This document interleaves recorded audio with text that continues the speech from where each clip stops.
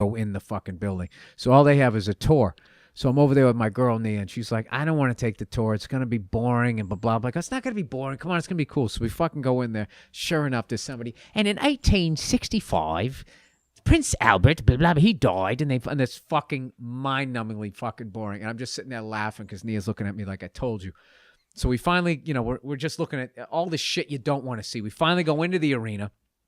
Going into one of the luxury boxes. Pictures of like proctors and docents on the wall. Oh, yeah. This person was a docent in 1981 Oh, it was for awful. 4 months. It's awful, right? So we walk into where they have like the little private boxes, and it just so happened the London Philharmonic was like tuning up. Right as we came in and we sat down, they were all in like street clothes, and they just started playing. It's one of the most beautiful things I ever heard. My girl starts crying, and we're sitting there like jaw on the ground for like a minute. And then they're continuing to play, and then the tour guy's like, right, we have to go back. And we're all like, dude, fuck you, we're staying here. So the rest of the tour, he kept losing people because you would poke back in there. But so I kind of got to experience. But, dude, Royal Albert Hall's like, that's like playing Madison Square Garden. I love the Philharmonic street clothes. Like they're wearing like Gary Payton Sonics jerseys. No, and they like, were fucking they were fucking around too. Like one guy was kind of doing the Macarena, like making somebody laugh. I got played like the triangle or some shit. He was some that dude. to me is worth more than the actual watching the symphony. Yeah. For real. Like that watching them tune up and bullshit, you see how incredible they are. Oh yeah, just they weren't sitting there like stuffed shirts. They were joking around. Yeah. Like like a couple guys who were like guys who play the cymbals, where they don't have anything for a couple of pages, so that you're goofing off, fucking around with each other. John Bonham, your favorite drummer? Oh yeah. We had Steve Gorman of the Black Crowes on, drummer for the Black Crowes. Oh yeah, yeah. He killed like it when John Bonham, like he's Bonham, and his second favorite drummer, Ringo. Yeah. Loves Ringo. And most drummers that I've spoken to since then are like, yeah, like no shit, asshole. Like, what's your problem with Ringo? I'm like, nothing. Yeah, well, he's more like I've done his podcast. That guy's a great guy, but he's more like Ringo is a podcast. No. Steve Gorman. Yeah, he's a good man. No, but like there's groove drummers, and then there's guys who are like real technical and can just play all this type of shit, but they don't. Like I've never been into those guys. Like those guys who can play like 90 miles an hour, but they can't. The guy from the Police. They can't. No, he's the shit. Stuart Copeland's the shit. A lot of guys. It's weird to me that a drummer and a bassist can argue that much about time. What do you mean? Like Sting and Stuart Copeland are like, it's in fours. Like, yeah, I'm out. Yeah, I know. And Stuart Copeland's like, when you see video of them fighting, Sting just smiles and just goes, okay. Yeah. And like Stuart Copeland always says something like where you can't defend him. He goes, that drum part, my friend, is going to be on the cover of Downbeat magazine while you're playing bass for the Police. And you're like, yeah, it's really okay. It's just weird to me because they're the bottom. There was a lot of tension in that. There's supposed to be super synchronicity between a bassist and a drummer. Right. No, evidently there wasn't in that band. That's all I've heard. It's just been just at each other's throats the whole fucking tours. So there's techno guys and there's real heart and soul guys. Yeah, I'm trying to do like a comedy analogy to it. Richard Jeni was a very technical comic. Patrice was a very soul. Yeah, coming from your heart, that kind of thing. Whereas Jeni, it was, this is my hour. It's perfect. It's going to get an A every night. But the 9 o'clock show gets what the 7 o'clock show gets. Whereas Patrice would look out at the crowd and go, "No, what's your story? What how come he can't look at titties?" Right. Bill Burr Monday Morning Podcast is available everywhere. iTunes, Stitcher, Zune. Do you have an app? I'm not on Stitcher. You're not on Stitcher? Yeah, no. Because some people go, yeah, I'm not on iTunes. I don't do that whole Apple thing, man. No, I'm on iTunes, but I'm not on Stitcher. Way to stick it to the man. We didn't have a good jump off, the two of us. They just sort of took my podcast and put it up there, and then Stitcher? Yeah, and I was like, dude, what the fuck? And they go, I never asked them. They just and they were like, oh, we're sorry. You got in an argument with this. Yeah, and they were just like, okay, right? So here's the deal. For every 1,000 downloads, we'll give you a penny. It's like, here's another deal. Go fuck yourself.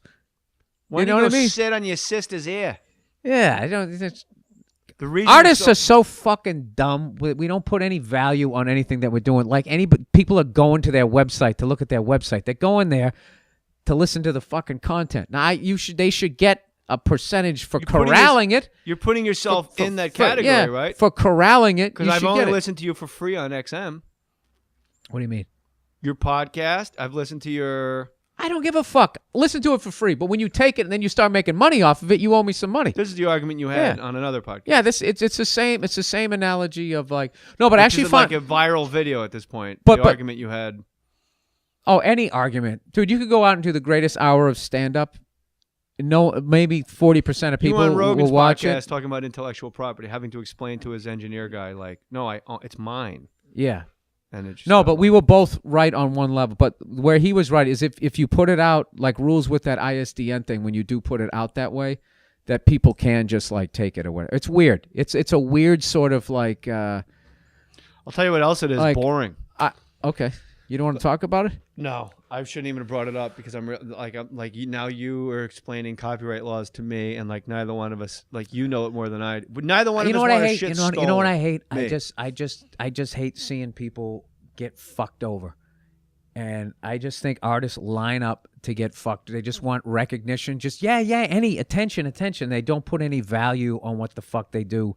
And then if you actually try and get value for what you do, what they say on the other side of the table, well, this is the standard deal. This is the standard way. We stick it in your ass. And you're like, well, I'm not the standard guy. I don't know. I just wish more people would tell people to go fuck themselves. That's what I really came out here to the Palisades to say. You acted like you were coming to fucking North Korea when you said this is by far the worst podcast location ever.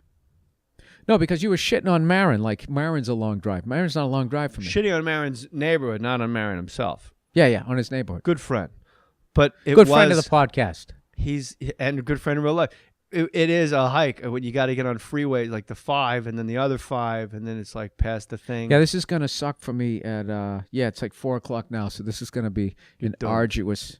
Where do you live? Oh, Echo Park? I live back. I don't say that. Why do you say that where you live on the podcast? And you wonder why there's some girl hopping your fence. I know you. Do you want to buy a magazine? Would you like to buy when they go, to raise awareness for sickle cell? I'm anti-awareness. This is the best one ever. I'm holding when the baby was a baby. I'm walking into Ralph's and the girl outside goes, would you like to talk to me for a second about Planned Parenthood? And I'm like, I'm holding a fucking baby, you idiot. Yeah. Like, really? Like, first of all, I'm completely pro-choice. Second of all, maybe the guy holding an infant that's been out of a vagina a month tops. Maybe let's not talk Planned Parenthood. Maybe talk to me about what is Planned? Which one? Which side of the fence are they on? Get rid of it. Abortion and that was a sweeping statement. They're not abortion people. Planned Parenthood are very about safe. It's a great organization. I have a weird viewpoint on that. Save your tweets. Who cares? I have a weird viewpoint on that where I think that people should be able to choose, but I do think you are killing something because if you didn't do it, there'd be somebody there. But if you want to do it, I'm not going to tell you not to do it. It's probably one of the dumbest things I've ever said. No, it's not, because I have a similar viewpoint as you. And that is you have the right to choose, but you also have the right to choose to not let a guy come inside you. Like, how about a little more, stomach pancakes and a little less, I'll just get an abortion. Yeah, it's like you want a do-over. Yeah, like it's basically what you want. That's not how it works. Like, no, you let that guy do the whole thing all the way in, all the time until he was done inside of you. And you know what happens when somebody does that. It's never like, I'm what? How did that happen? All I drink is Jesus back? All I drink is Perrier. The reason there's so many soft drinks, I'm trying to say this for 40 minutes and I kept forgetting, is when you quit drinking, those are like your cocktails. You go, do I want a Diet Sunkist today? Do I want a Coke Zero? Do I want a Pepsi Max? Oh, yeah. So you got to have the addiction going in another direction. Well, it's just different flavors. Because ordinarily, right now, I would just be having a Guinness with you and we'd be pie-eyed. And instead of going for a run on the beach, we'd be watching. How did we never drink? We never drank. I hate that. I hate when like a great drinker quits and I never got. It's like when they tear down a legendary ballpark. Joe Montana never threw me a pass. Yeah. That sucks. I was great at it. I was good at it. And I think of how, oh my God. I was too good at it. I had a ethanol placement distribution malfunction, as Carlin would say. Bill Burr, the Monday Morning Podcast. I'm going to get you out of here because the traffic is going to be brutal. I know.